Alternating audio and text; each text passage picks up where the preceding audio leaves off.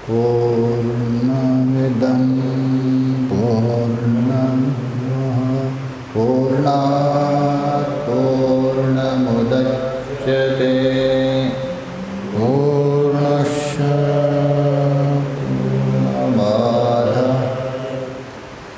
पूर्णमेवावशिष्यते।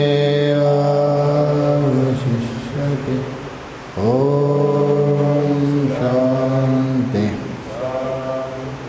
शान्तिः। शङ्करं शङ्कराचार्यं केशवं बादरायणं सूत्रभाष्यकृतो वन्दे भगवन्तौ पुनः पुनः। ईश्वरो गुरुरात्मेति मूर्तिभेदविभागिने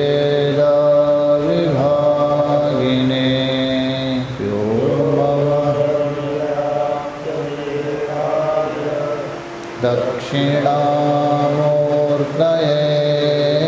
नमः। ॐ शान्ति शान्तिः।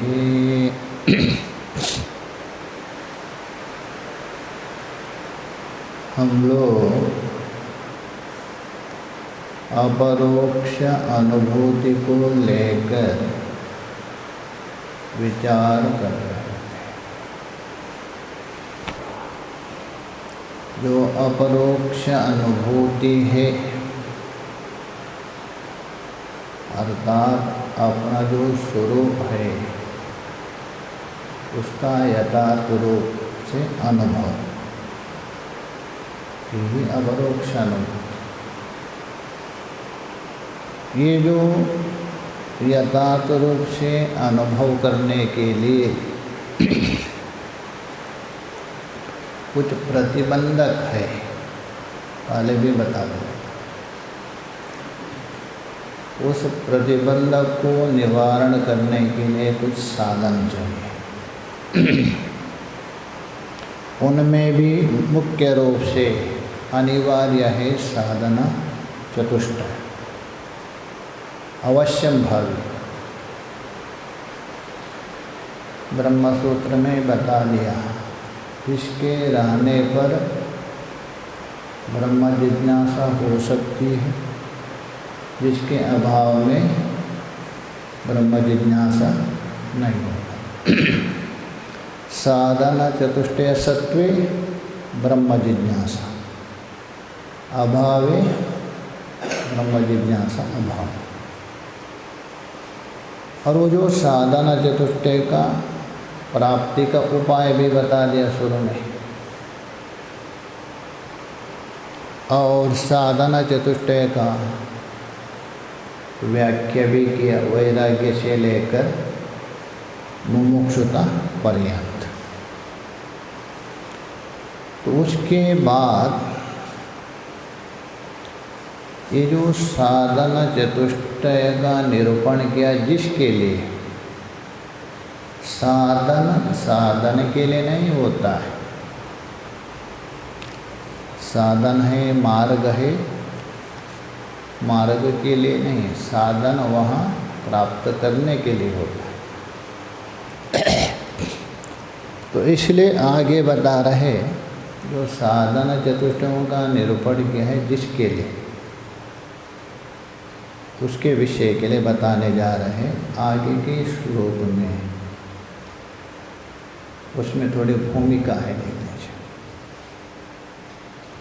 इदं साधन चतुष्टयम यदर्थम उपन्यस्तम। इदं बोल दो, ये जो अभी अभी बताया ना, ये जो 90वें श्लोक तक निरूपण किया, तो अभी अभी निरूपण किया हुआ जो साधना चतुष्टय को, यदर्थम बोल दो, जिस प्रयोजन के लिए जो निरूपण किया था। उपन्यस्तम मतलब जिसका निरूपण किया है, जिसका प्रतिपादन किया है, जिसका प्रदर्शन किया। किनका? साधन, जिसके लिए यदर्थ। तद इदानीं दर्शयति,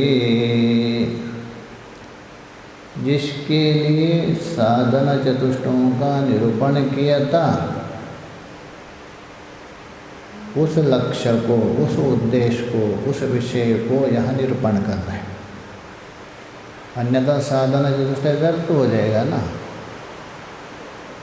कोई ना कोई उसका विषय हो, कोई ना कोई उसका लक्ष्य हो, उद्देश्य हो, तभी सार्थक है। तो उस विषय को, उस लक्ष्य को, उस उद्देश्य को बता रहे हैं, जिसके लिए साधन चतुष्टय का निरूपण किया। श्लोक में देखिए, उक्त साधन युक्तेन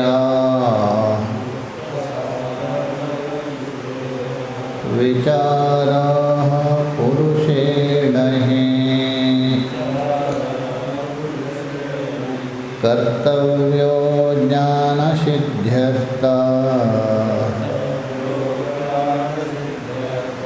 आत्मनः शुभमिच्छता।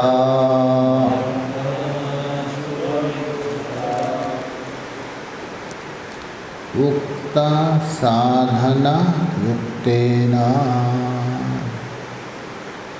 उक्त मतलब अभी अभी 90 श्लोक तक जिन साधना चतुष्टयों का निरूपण किया, यही क्या है? उक्त साधना। अर्थात ब्रह्मज्ञान कहिए, आत्मज्ञान कहिए, स्वरूप ज्ञान भी कहिए, एक ही अर्थ। उस आत्मज्ञान के साधना के रूप में चौथे श्लोक से लेकर 90 श्लोक तक निरूपण किया ना। प्रारंभ किया था कौन सा? चौथे श्लोक से, और 90 श्लोक तक निरूपण किया। उसी को बता रहे उक्त साधनेन, इन साधनों से युक्तेन का पुरुषेण, युक्त साधन युक्तेन पुरुषेण, दोनों तृतीय है, उस पुरुष का विशेषण है। कौन सा पुरुष है? चौथे श्लोक से लेकर 90 श्लोक तक बता दिए ना साधना चतुष्टय, आत्मज्ञान की साधना। ऐसे जो साधना चतुष्टय से युक्त जो पुरुष, उस पुरुषेण, पुरुष का अर्थ भी अलग अलग माना जाता है। पूर्णत्वादिति पुरुषः, पुरुषयनादिति पुरुषः, अनात्म पदार्थ एन पूर्यते इति पुरुषः, ये भी अर्थ कर। किंतु यहाँ पुरुषेण मतलब कार्य कर्म संगात को लेके लेना, वो पुरुष नहीं है। अभी साधक अवस्था में है ना, सिद्ध अवस्था में जाने के बाद वह पूर्णत्वादिति पुरुष कहेगा। वो पुरुष क्या है? पूर्ण। ऐसा पुरुषेण बोल तो साधकेन, ऐसा जो साधक। आपने यहाँ बता दिया साधना चतुष्टया युक्त उस पुरुष के द्वारा क्या करना चाहिए, ज्ञान प्राप्ति के लिए आगे बताएंगे। चक्कर अच्छा, जिसके पास साधना चतुष्टय नहीं, उसकी क्या गति होगी? मैं तो विशेषण दे रहे हैं ना, उसके लिए भी समाधान दिया है, ऐसा नहीं। मनुस्मृति में आया, मनुज ने बता दिया है। यदि मान लीजिए जिसके अंदर साधन चतुष्टय पूर्ण नहीं है, श्रद्धा पूर्वक गुरु की सेवा करते हुए वेदांत का श्रवण यदि कर रहे हैं, आशिति कृश्चांद्रायणाव्रतम लभेत, एक नहीं कितना 80 एक चांद्रायण का इतना व्रत 80 का, किन के लिए? साधन चतुष्टय नहीं है उनके अंदर, किंतु श्रद्धापूर्वक गुरु की सेवा कर रहे हैं और वेदांत का श्रवण कर, उसके लिए बता रहे हैं। और एक तत्वानुसंधान नाम का ग्रंथ है, उसमें विचार किया है वेदांत श्रवण सन्यासी के लिए नित्य कर्म है। सन्यासी का क्या है? नित्य कर्म। गृहस्थियों के लिए वो काम्य कर्म बनेगा। नित्य कर्म का फल क्या है? प्रत्यवाय भाव, मुख्य रूप से वही है ना। अरे यहाँ क्या चित्त शुद्धि होगा? प्रत्यवाय का अभाव, ये नित्य कर्म माना जाता है वेदांत का। और एक जगह मनु जी ने बता दिया है ब्रह्मचारी के लिए संध्या वंदन आदि अनिवार्य है, तो इसलिए वहाँ बता दिया वेदांत श्रवणेन बिना, यदि वेदांत श्रवण भी नहीं कर रहे, संध्या वंदन भी नहीं कर रहे, आशु शूद्रत्वम व्रजेत, वो तुरंत क्या है? शूद्रत्व को प्राप्त हो जाएगा। दोनों में यदि एक ना हो, मनु जी का वचन है। तो इसलिए यहाँ जो बता रहे उत्तम अधिकारी के लिए, तो उक्त साधन युक्तेन पुरुषेण ही, यह जो ही शब्द है ना, अन्य दूसरे को व्यावृत्त कर रहे, ही शब्द के द्वारा अन्य का निषेध कर रहे हैं। अन्य जितने भी जो साधन है ना, उसको व्यावृत्त कर रहे हैं। अर्थात तो यहाँ केवल वेदांत श्रवण से ही, एवकार अर्थ में है ही शब्द, ही का अर्थ यहाँ एवकार।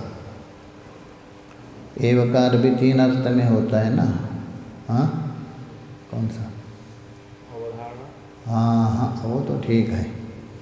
यहाँ अन्य योग व्यवच्छेद, अयोग व्यवच्छेद, अन्यता योग व्यवच्छेद, व्याकरण में सिद्ध है। एवकार 3 अर्थ में होता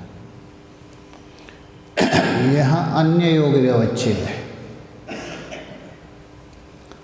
अन्य योग व्यवच्छेद बोल तो अन्यस्मिन् तद्धर्म निषेधः, अन्यस्मिन् तद्धर्म निषेध, दूसरे के साथ जो संबंध धर्म उसका निषेध है। केवल इसी में ही रहेगा, दूसरे में नहीं रहेगा। जैसा वहाँ व्याकरण में दृष्टांत दिया,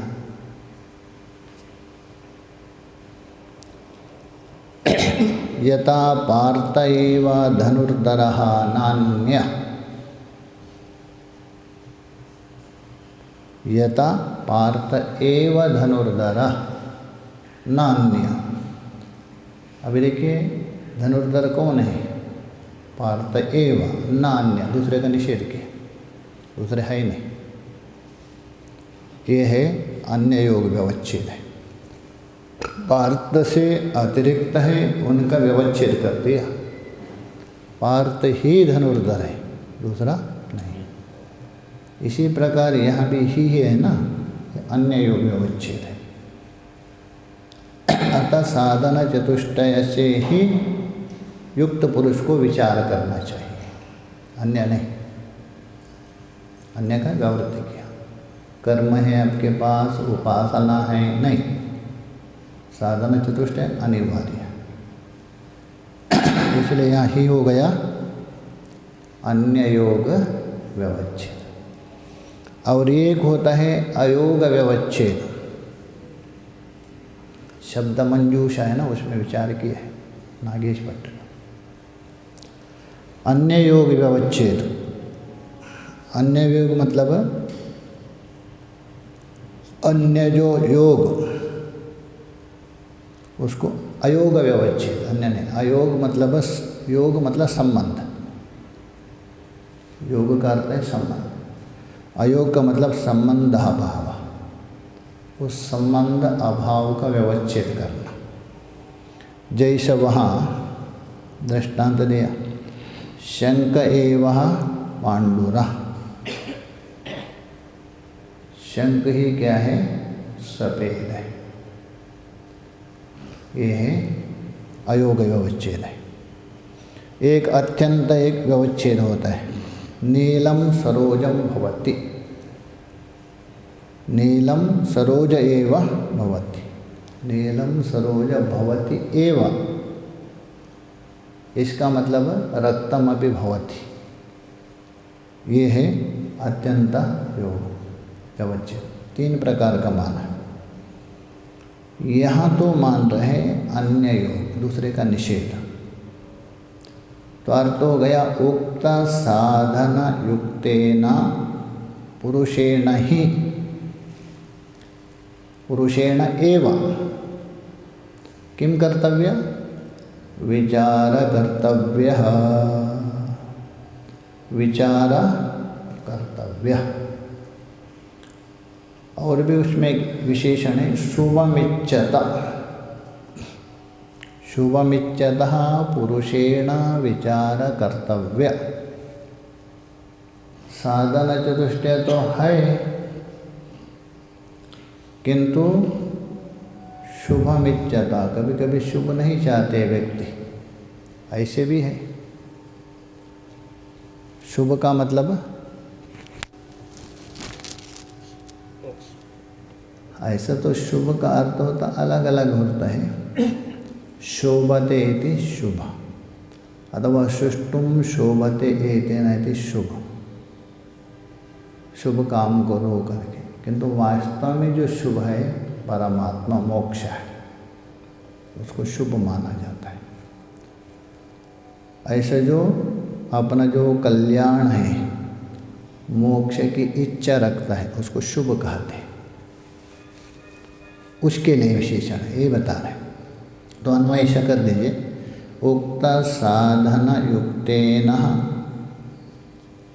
शुभमिच्छता पुरुषेण ही, वहाँ अन्वय कर दीजिए। पीछे बताया हुआ साधन चतुष्ट से संपन्न भी है और अपना आत्म कल्याण की इच्छा करने वाला पुरुषेण बोल तो अधिकारेण किम कर्तव्य? विचार कर्तव्य। अतः तो ब्रह्म जिज्ञासा कर्तव्य।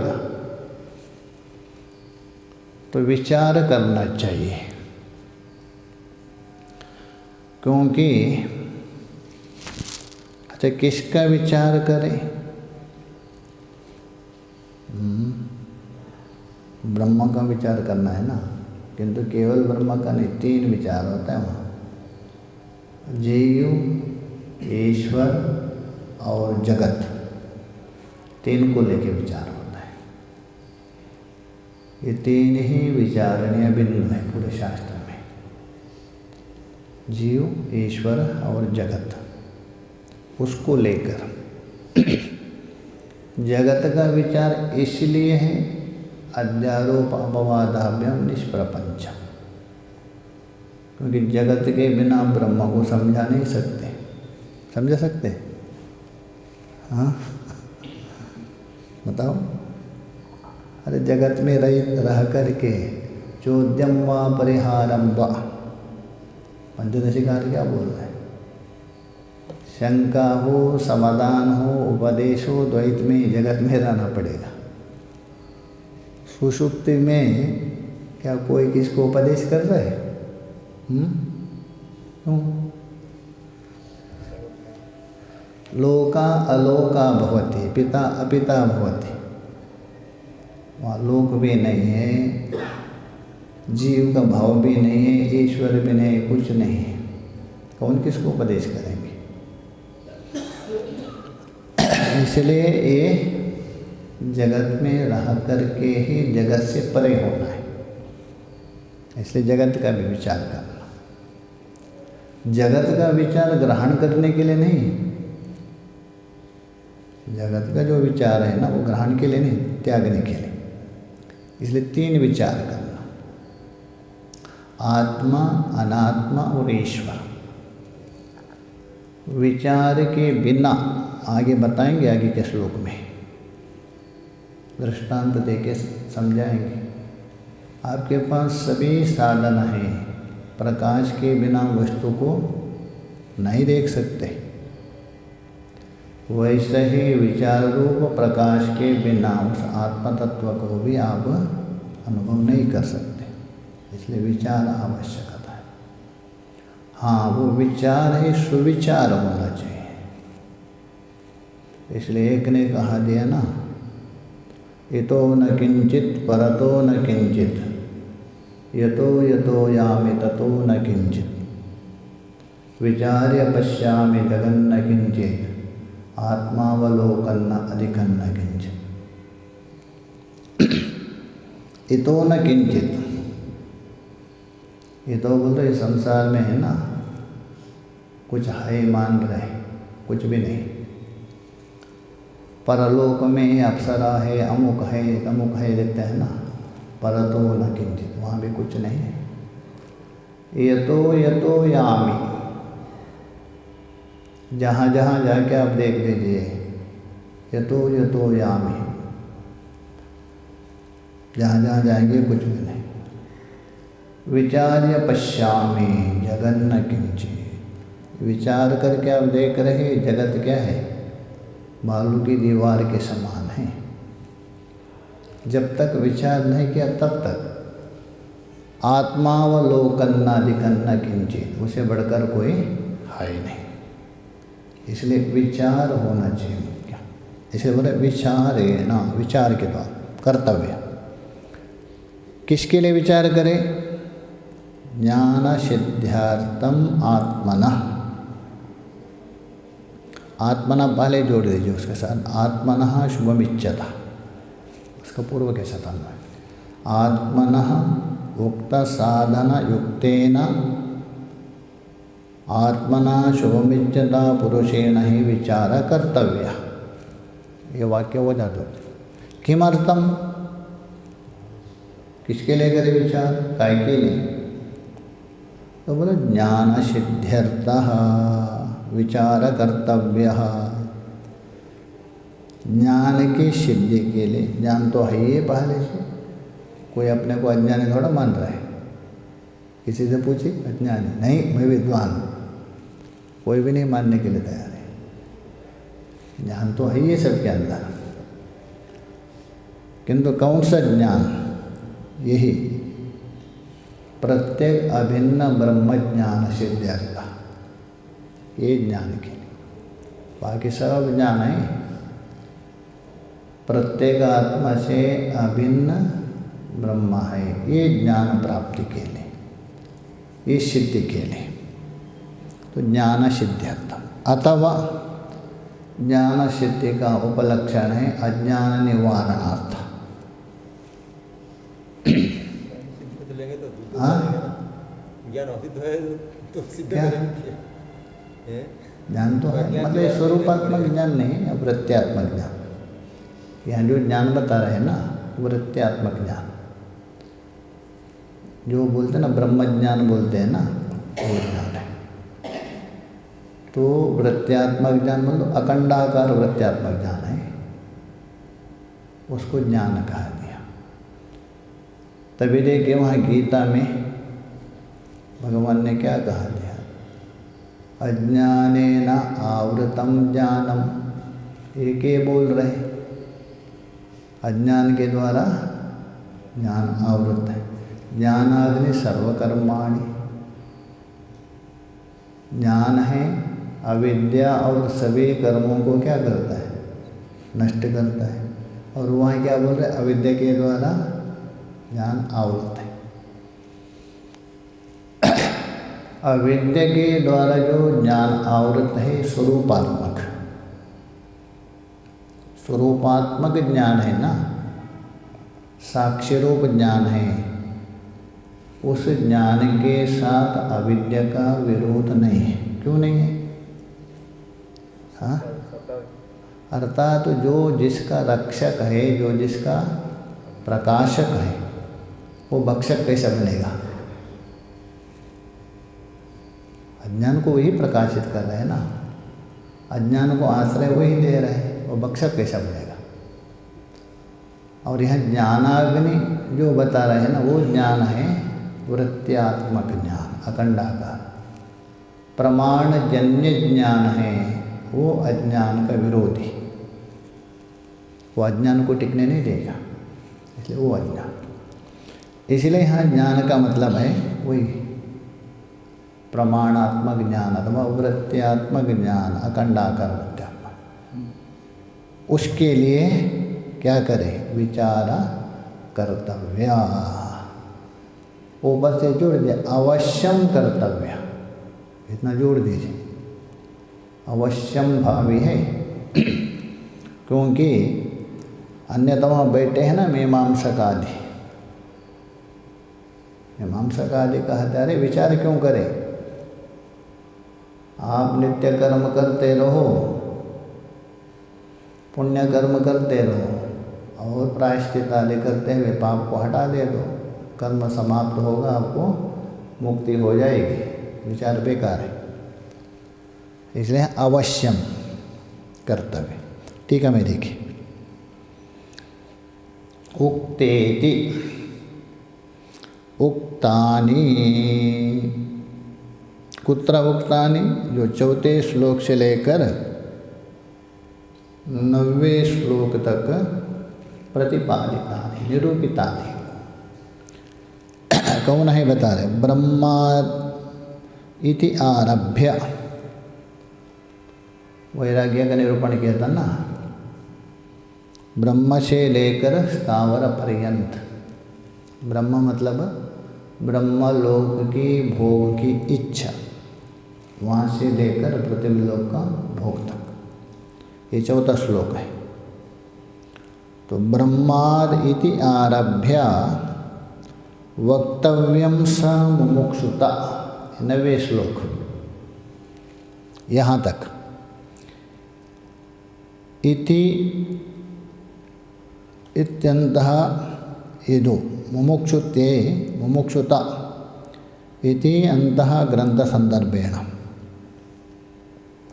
यहाँ तक ग्रंथ के संदर्भ से, मतलब 4 श्लोक से प्रारंभ कर यहाँ समाप्ति तक, मतलब 90वें श्लोक के ये श्लोक है मुमुक्षुता तक। इस संदर्भ के द्वारा, इस प्रसंग, संदर्भ तो प्रसंग से, वर्णितानि यानि साधनानि, इन श्लोकों के द्वारा वर्णितानि मतलब निरूपितानि, प्रतिपादितानि, बताए हैं वे जो साधनानि। कौन साधन? वैराग्यादि साधनानि। विवेक है, वैराग्य है, षड संपत्ति है, मुमुक्षुता, ये जो साधनानि, ये किसका अर्थ हुआ? उक्ता साधना, ये अर्थ है। उक्तानि का अर्थ ये हो गया, उक्ता साधना। अच्छा, ये जो साधन है ज्ञान उपकरणानि, साधन तो मान लिए किसके साधन है? तो बता रहे ज्ञान उपकरणानि। जो ज्ञान है उसका उपकरण, उपकरण का भी अर्थ होता है वही साधन होता है। उपकरण का मतलब अत्यंत समीपस्थ साधन है, उसको उपकरण कहते हैं। यद्यपि उपकरण मतलब साधन ही होता है, तो पुनः उप क्यों लगा दिया? मतलब अवश्यम भावी करण है, अवश्यम भावी जो करण है। जैसा रोटी बनाना हो अथवा चावल आदि पकाना, सब कुछ साधन है आपके। तो अत्यंत निकट साधन कौन हो गए? अग्नि, अग्नि हो गए ना, बाकी सब है वैसा ही। इसलिए हम बता रहे उपकरणानि, केवल करण नहीं, उपकरणानि। अत्यंत उप बोल तो समीप में रहने वाले करण, अवश्यम भावी करणानि। तो वैराग्यादि ये क्या है?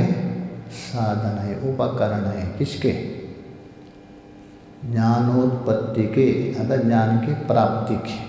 ये प्राप्ति कारण है, 9 कारण बताया था ना। तो अत्यंत निकट करण है, करणानि। तैर्युक्तेना, तैर बोल तो उन साधनों से युक्त, अर्थात साधनों से संपन्न। युक्त का मतलब संपन्न, अर्थात साधन परिपूर्ण जिसके पास है। कौन है वो? पुरुषेण, श्लोक में है ना पुरुषेण, उसी का अर्थ कर रहे हैं। अधिकारेण देहवता मनुष्योत्तमेन। टीकाकार बता रहे पुरुष शब्द से वो ना ले, पूर्णत्वादित्य पुरुष अगर के, इसलिए बोला अधिकारेण। और भी स्पष्ट कर रहे हैं, कौन अधिकारी? देहवतः मनुष्योत्तमेन। देहवान तो बहुत है, किंतु मनुष्योत्तम,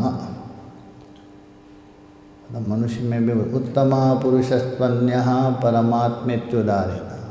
वहाँ तो उत्तम पुरुष है। द्वाविमो पुरुषो लोके, उनके अपेक्षा क्या है? वो उत्तम पुरुष है ना। किनसे उत्तम है? द्वाविमो पुरुषो लोके। कौन है वो? क्षरा अक्षरा। अरे क्षर तो समझने आता है, अक्षर कैसा है? अक्षर ही उत्तम पुरुष हो गए ना। हाँ नहीं तो वही उत्तम पुरुष अन्य कैसे बता रहे इन दोनों से? इसलिए वहाँ अक्षर कार्य, अक्षर बोल तो कारण, क्षर अक्षर बोल तो कार्य कारण। उनसे भिन्न जो उत्तम पुरुष है, ये 2 पुरुष से उत्तम। इसी प्रकार यहाँ भी मनुष्योत्तम अन्य मनुष्यों की अपेक्षा श्रेष्ठ है, क्योंकि साधन चतुष्ट संपन्न है ना, ये उत्तम मनुष्य। इसीलिए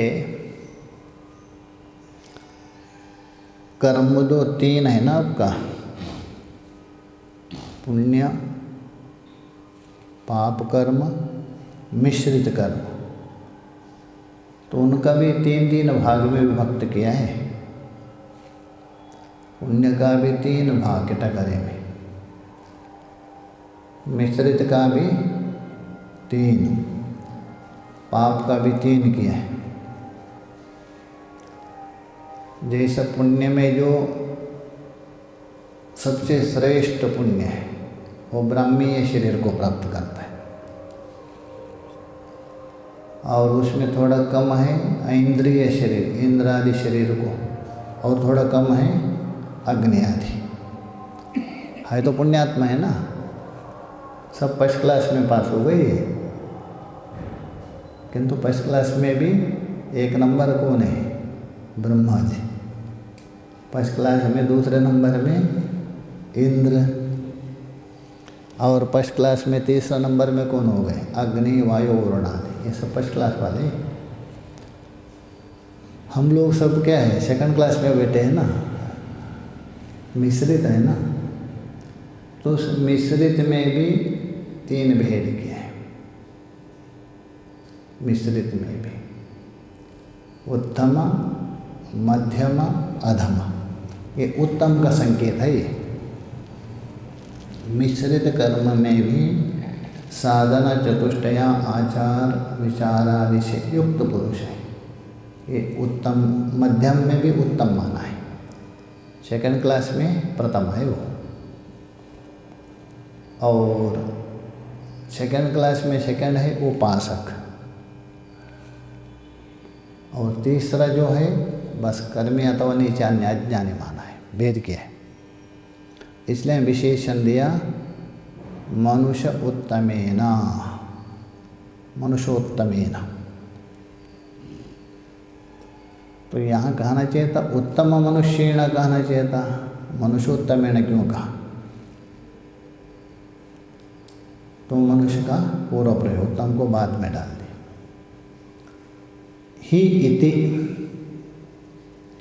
विद्वद् प्रसिद्धत्वेन वक्षमाण लक्षण। श्लोक में ही आ गए ना, पुरुषेण ही। तो यद्यपि ही का अर्थ होता है यस्माद् अर्थ में होता है, किंतु यहाँ ये अर्थ नहीं है, यस्माद् अर्थ नहीं लेना। यहाँ एवकार में ही है, तो इसका अर्थ कर रहा है विद्वद् प्रसिद्धत्वेन वक्षमाण लक्षण। अर्थात जो विद्वानों में प्रसिद्ध, अज्ञानी में नहीं, विद्वान है, विवेक है, उनमें प्रसिद्ध, आगे कहा जाने वाला जो लक्षण है, आगे बताएंगे, उसको द्योतन कर रहा है कौन? ही शब्द। श्लोक में ही शब्द है ना, वो बता रहा है। एक अर्थ क्या है? ये अथवा, अथवा दूसरा अर्थ कर दीजिए। ही का दूसरा अर्थ, ही इति अव्ययम मेवार्थे। ये ही है ना अव्ययम, एवार्थ में। एक अर्थ क्या है? एवाकार। एवा मतलब मात्रा, जैसे आप ही आइए नहीं बोलते, आप ही, ये मात्रा अर्थ है। मात्रा का मतलब खाने वाले मात्रा नहीं, हाँ, चक्षु मात्रा ग्राह्य, चक्षु मात्रा ग्राह्य गुणम रूपम। तो मात्रा का अर्थ क्या है? केवा। ये तो आपके सामने चक्षु ग्राह्यत्वे सति चक्षु इतर इंद्रिय अग्राह्यत्व, मात्रत्व। जैसे आप ही आइए, आप आइए, आपसे इतर नहीं आइए, दोनों पढ़ाएगा। ये मात्र का अर्थ होता है। जिसको बता दिया उसका ग्रहण होता है, उसे अतिरिक्त का ग्रहण नहीं होता, ये मात्र का अर्थ है। उसमें दोनों पद पड़े। तो इसी प्रकार यहाँ बता रहे हैं ही है अव्यय है। ए वार्ते, ये एवार्थ में। अच्छा, यहाँ एवा कौन सा एव है? तो बोले अन्य निषेधार्थ, मतलब अन्य योग व्यवच्छेद है। एव का 3 अर्थ बताया ना, अन्य योग व्यवच्छेद, यतः पार्थ एव धनुर्धरा नान्य, और अयोग व्यवच्छेद, उसके लिए दृष्टांत देते हैं यतः शंख पांडुरेव, और अत्यंत योग व्यवच्छेद यथा नीलम सरोजम भवति एव, ये अत्यंत योग है। 3 किया है। तो इसलिए यहाँ अन्य निषेधार्थ, अन्य मतलब अन्य साधन है उनका निषेध के लिए, अन्य के लिए निषेध है। तो अर्थ हो गया साधन चतुष्टय संपन्न पुरुष ही, पुरुष एवं अधिकारी। वही पुरुष क्या है? अधिकारी। किसका? विचार करने के, ब्रह्म जिज्ञासा का। तो ये बता रहा अन्य निषेधार्थ इत्यर्थ, ही का 2 अर्थ किया। एक तो अर्थ हो गया जो विद्वान में प्रसिद्ध है, उसको आगे हम निरूपण करेंगे, उसको बताने के लिए यहाँ ही शब्द है।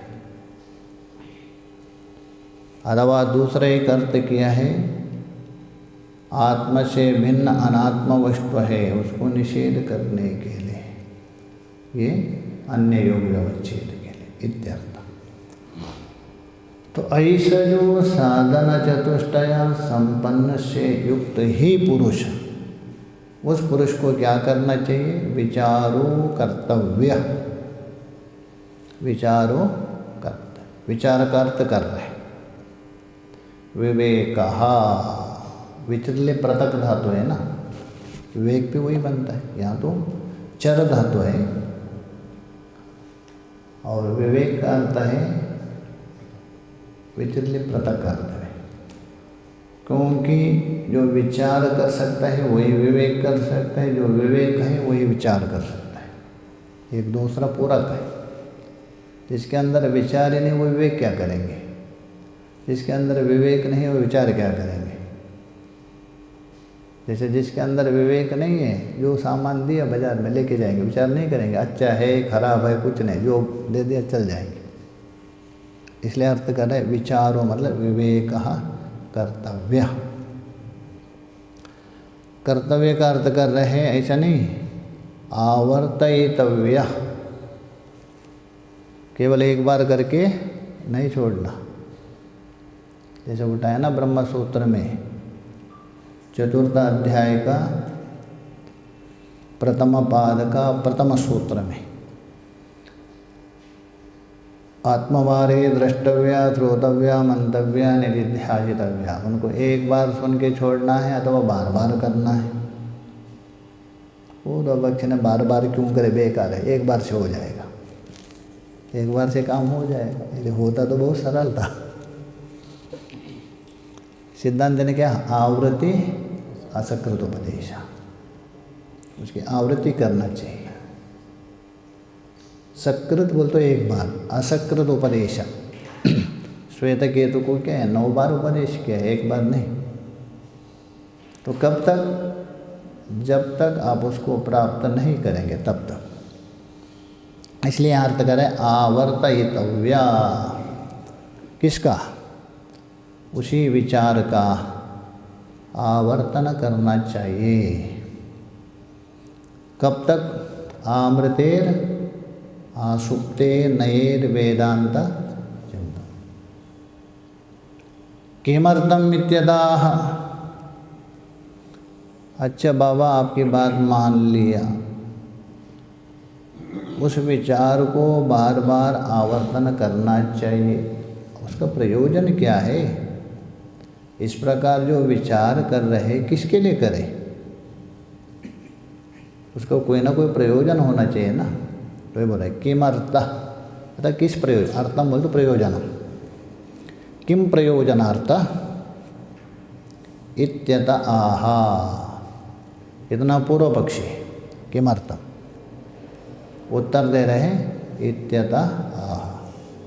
अरे पूर्व पक्षी थोड़ा सुनो, उसका भी उत्तर दे रहे।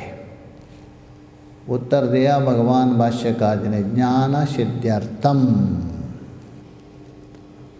तो ये जो विचार की आवृत्ति क्यों करना चाहिए, ज्ञान सिद्ध्यर्थम, ज्ञान सिद्ध के लिए, मतलब ज्ञान प्राप्ति के लिए। बोले ज्ञान सिद्ध्यर्थम, कौन सा ज्ञान, ज्ञान तो बहुत है, लौकिक ज्ञान, वैदिक ज्ञान। वैदिक में भी भेद है, अपर विद्या पराविद्या है, और अपर विद्या में भी भेद है, कर्म और उपासना भी है। किस ज्ञान के लिए, ज्ञान तो ढेर सा है। एक तो लौकिक ज्ञान है, लौकिक ज्ञान में भी अलग अलग है, शिल्प है, कला है, नृत्य है, योग है, नाना प्रकार का वर्णन किया। और वैदिक ज्ञान भी दो प्रकार का है, परश्च अपरश्च। अपरा भी दो हो गया, कर्म और उपासना। इसलिए किस ज्ञान के लिए विचार करना चाहिए? तो उत्तर दे रहे हैं, आत्मनो ज्ञान सिद्ध्यर्थः ब्रह्मात्मैक्यः बोधः उद्भवनाया। बस ये ज्ञान है, आत्मनो ज्ञान सिद्ध्यर्थ, आत्म का ज्ञान सिद्धि के लिए, उसी का अर्थ कर रहे ब्रह्मात्मैक्य बोध उद्भवनाय विचार कर्तव्य। प्रत्येगात्मा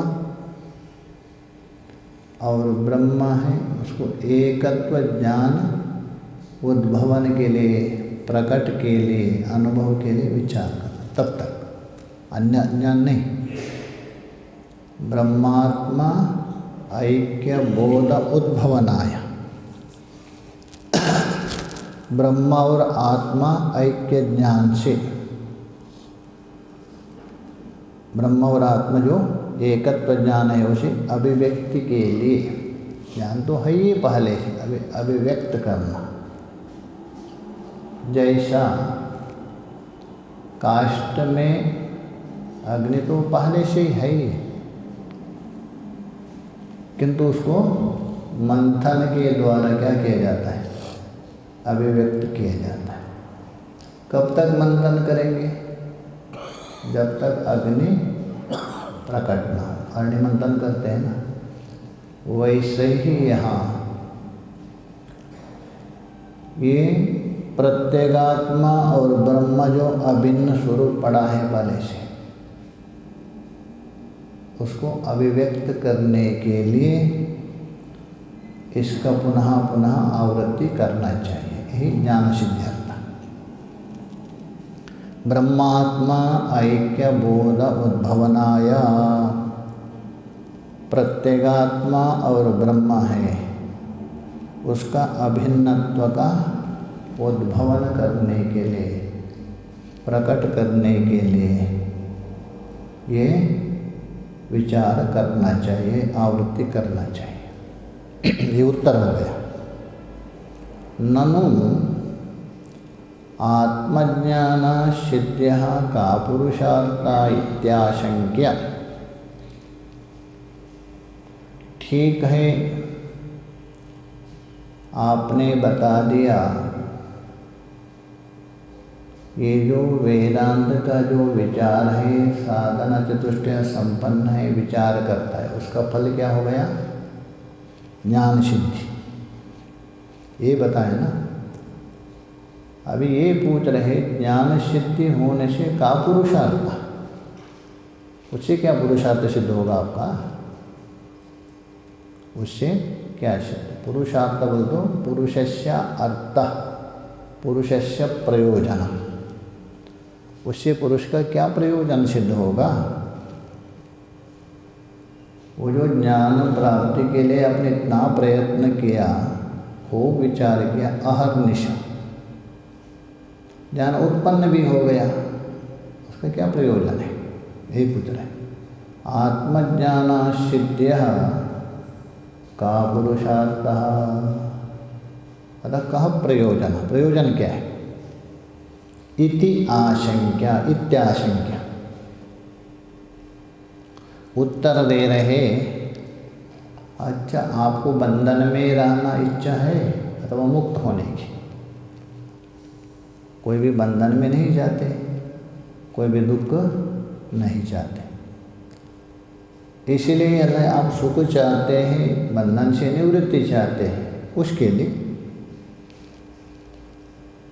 तो आत्म ज्ञान का प्रयोजन क्या है?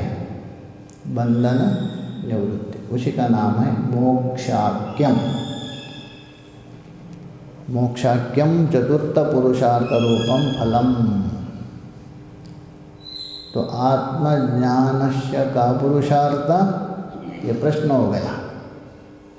आत्मज्ञान का प्रयोजन क्या है? आत्यंतिक दुख निवृत्ति, परमानंद प्राप्त रूप मोक्ष स्वरूप चतुर्थ पुरुषार्थ प्राप्त उसके लिए। तो मोक्षाख्यम, आख्य बोल तो संज्ञा, ये चतुर्थ पुरुषार्थ रूपम मतलब चतुर्थ प्रयोजन, यही फल है किसका? आत्मा ज्ञान का। तो उसी का ही द्योतयन, उसको द्योतित करने के लिए, प्रतिपादन करने के लिए, अथवा उसी को ही बताने के लिए विशिनष्टि, विशिनष्टि बोल तो विशेषेण, विशेष रूप से उसको बता रहे हैं। विशिनष्टि बोल तो विशेष रूप से उसी को ही प्रतिपादन कर रहे हैं। क्या? शुभमिति, शुभमित्यता सबके लिए नहीं, उसी का अर्थ कर रहे हैं। शुभम बोल तो परमानंद रूपत्वेन मंगलम मोक्ष सुखम इत्यर्थ, ये शुभम का अर्थ कर रहा है। शुभम का मतलब शिवम, दूसरा अर्थ होता है शिवम कल्याणम अद्वैतम मन्यन्ति। तो शुभम का अर्थ करें परमानंद रूपत्वेन, ये परमानंद रूप बोल तो परमानंद स्वरूप होने से, मंगलम ये क्या है? मंगल स्वरूप है, इससे आगे कोई मंगल नहीं। मंगलानाम च मंगलम, विष्णु शास्त्र में आता है ना, सारे मंगलों का भी वो मंगल है। कैसा मंगल है? मंगल भवन अमंगल हारि, वो मंगल है। तो इसलिए बोले मंगलम मोक्ष सुखम, ये मोक्ष सुख है ना। अच्छा, मोक्ष का सुख है क्या? मोक्ष सुख, हाँ, मोक्ष ही सुख है। मोक्ष का सुख मतलब वो अलग हो जाएगा। मोक्ष सुख बोल तो भूमा, भूमा तत्व का सुख, सुखम वही भूमा, छांदोग्य में नहीं बताया, जो सुख है वही भूमा है। 7वें अध्याय में नान्यत पश्यति नान्यत शृणोति नान्यत विजानाति, वही भूमा है, वो सुख है। और उसको ही पहले बताया खम ब्रह्मम खम ब्रह्मम, तो इसलिए बोल रहे हैं मोक्ष सुखम इत्यर्थ। तो शुभम का अर्थ क्या है? मोक्ष स्वरूप सुख है। उस सुख को इच्छता प्रार्थयता, अर्थात सारे बंधनों से निवृत्त होकर अबंधन रूप मोक्ष में स्थित होने के इच्छुक, उसके लिए आत्मना शुभमिति व अन्वय, अथवा ऐसा अर्थ कर दीजिए आत्मना शुभम इच्छता, दो अर्थ कर रहे हैं। अपना कल्याण चाहने वाला पुरुषेण, वह अन्वय, अथवा शुभम को अलग कर दीजिए, दो तरफ से अन्वय किया।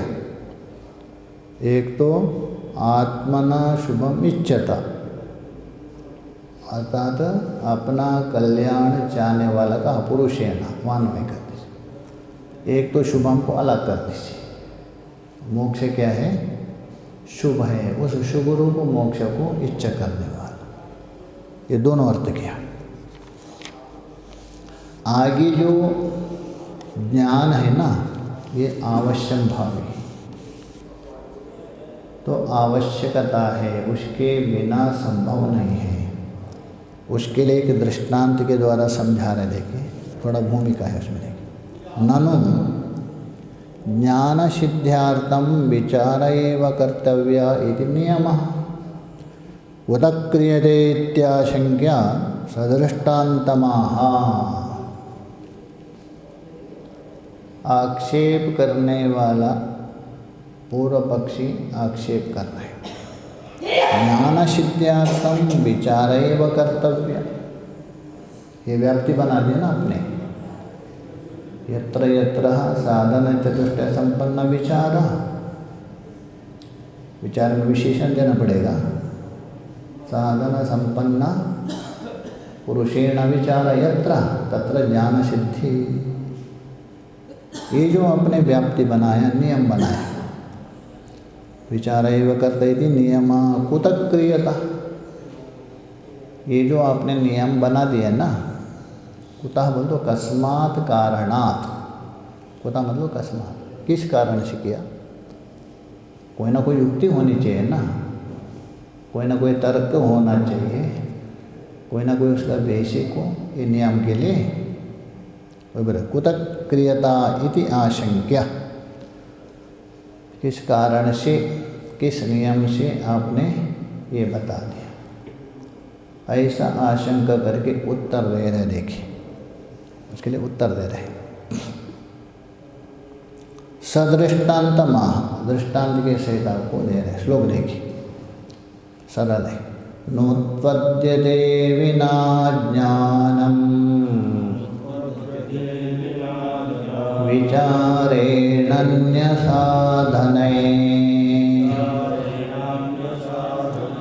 यथा पदार्थभानं हि प्रकाशेन विना क्वचित् विचारेण विना। विचारेण विना मतलब आत्मा विचार के बिना अथवा वेदांत विचार के बिना, वेदांत विचार है उसके बिना। अन्य साधन, तो वेदांत विचार भी एक साधन हो गया और अन्य साधन भी हो गया। तो अन्य साधन का मतलब है वेदांत विचार से भिन्न, चाहे तो कर्म हो अथवा उपासन रूपी साधन, कर्म से हो, उपासना से हो अथवा अन्य भक्ति आदि कोई भी साधन हो, इन साधनों से ज्ञानम नोत्पद्यते, स्पष्ट बता रहे हैं, आत्मज्ञान उत्पन्न नहीं हो सकता है वेदांत विचार के बिना, चाहे तो कर्म हो, उपासना हो, अन्य कोई भी साधन हो आपके पास, ज्ञान उत्पन्न नहीं होगा, संभव नहीं। इसका मतलब अन्य साधन व्यर्थ है क्या? नहीं। तो विचार का सहायक बनेगा वो, विचार का सहायक भले बने, विचार टिकने के लिए वो सहायक बनेगा, किंतु विचार के बिना ज्ञान नहीं हो सकता। योग वासिष्ठ में उसको लेके प्रकरण ही बहुत विचार किया। तो नोत्पद्यते, दृष्टांत दे रहे, यथा क्वचित प्रकाशेन बिना, जिस प्रकार किसी भी देश काल में या वस्तु में विद्यमान सूर्यादि प्रकाशत्व के बिना, सूर्य है नहीं बाकी सब साधन है, पदार्थ ज्ञानम नोत्पद्यते, ये घट ज्ञान है, ये पट ज्ञान है, नहीं होगा। नेत्र भी है, वस्तु भी है, किंतु ज्ञान नहीं होगा। ज्ञान कभी होगा? आलोक होना चाहिए, प्रकाश होना। जैसा बिना प्रकाश से अन्य सभी साधन होने पर भी घटपट आदि का ज्ञान संभव नहीं है, वैसा ही विचार के बिना सभी साधन होने पर भी ये जो आत्मा विषयक ज्ञान नहीं हो सकता। ये दृष्टांत हो गए। यथा पदार्थः भानम ही प्रकाशेन बिना न क्वचित, कहाँ भी संभव नहीं। टीका में देखिए सरल है। नोत्पद्यते विचारेण विना, अतः विचार के अभाव से। अन्य साधने, उसका अर्थ करे देखिए, कर्म उपासना लक्षण, कर्म है, उपासना है, योग है, अन्य जो भी कुछ कर दीजिए आप, सभी साधनों से ज्ञानम नोत्पद्यते, ये ब्रह्मा ज्ञान उत्पन्न नहीं होगा। तत्र दृष्टान्तमाह, तस्मिन् विषये, किस विषय में? विचार के बिना सभी साधन होने पर भी ये ज्ञान उत्पन्न नहीं हो सकता है, उस विषय में। दृष्टान्तमाह यतेति यतः क्वचित् कस्मिन् देशे। एक ऋषिकेश में एक संत थे, अभी भी शायद है क्या पता नहीं, वो बोलते थे स्वामी जी आप इतने साल पढ़े आपको ज्ञान नहीं हुआ? मुझे तो हो गया, रुद्र याद हो गई, महिमना याद हो गया, लघु याद हो गया, मुझे ज्ञान हो गया। ऐसा बोलते थे, मतलब यही ज्ञान मानते हैं। रुद्र याद हो गई, महिमना और लघु तर्क संग्रह सब याद हो गया तो ज्ञान हो गया। तो इसलिए बता रहे हैं तत्र दृष्टान्तामः यतः क्वचित कस्मिन् देशे, किसी देश में हो, किसी काल में हो, किसी अवस्था में, ऊपर से सब उपलक्षण। सूर्यादि प्रकाशेन विना, सूर्यादि प्रकाश से उपलक्षण लेना, अतः आलोक के बिना। यदि कोई कहेंगे रात्रि में देख रहे घट, सूर्य कहाँ है? इसलिए आलोक लीजिए, सूर्य से उपलक्षण है आलोक, प्रकाश। क्योंकि रात्रि में सूर्य तो नहीं है ना, घट का ज्ञान होता है क्या नहीं? कोई बैठा है, अरे स्वामी जी आपने कैसे कहा रात्रि में तो घट ज्ञान होता है, सूर्य है ही नहीं, इसलिए आलोक उपलक्षण है। तो सूर्य आदि, इसलिए आदि प्रयोग किया है, केवल सूर्य मात्र नहीं है, आदि। स्वप्न में देखिए ज्ञान होता है क्या नहीं? घटपट आदि, वहाँ सूर्य चंद्रमा नहीं, किंतु वहाँ भी प्रकाश है, आत्म प्रकाश, इसलिए आदि प्रयोग करें। सूर्य आदि प्रकाशेन विना पदार्थ भानम, मतलब घटादि वस्तु प्रकाशो, अयम घटा अहम जानामि, घट ज्ञानवान अहम, ये सब न भवति, नहीं होगा। ही इति श्लोक में ही शब्द आ गए ना, पदार्थ भानम ही शब्द है, सर्वजन प्रसिद्ध है, केवल विद्वान को मतलब नहीं, यहाँ सर्वसामान्य प्रसिद्ध है। अतो नियम क्रियते इति भावा, उन्होंने पूछा था ना ये नियम आपने कैसे किया? ज्ञान सिद्धि विचार के बिना संभव नहीं है, ये नियम कैसा बना दिया, व्याप्ति कैसा बना दिया? बस ये लौकिक दृष्टांत देख ले लो, जैसे यहाँ भी नियम है बता दे। आगे के विचार आगे करें, कल तो नहीं चलेगा ना, शाम को चलेगा कल, आज शाम को नहीं चलेगा, कल नहीं चलेगा, कल सब सो जाएंगे। अच्छा सुबह तक ये रहेगा ना, रात भर शाम को, आज सायंकाल भी नहीं चलेगा शायद, कल भी नहीं। अच्छा कल सायंकाल का देख लीजिए, जैसा सुबह का नहीं चलेगा। ओम पूर्णमदः पूर्णमिदं पूर्णात् पूर्णमुदच्यते पूर्णस्य पूर्णमादाय पूर्णमेवावशिष्यते। ओम शांति शांति।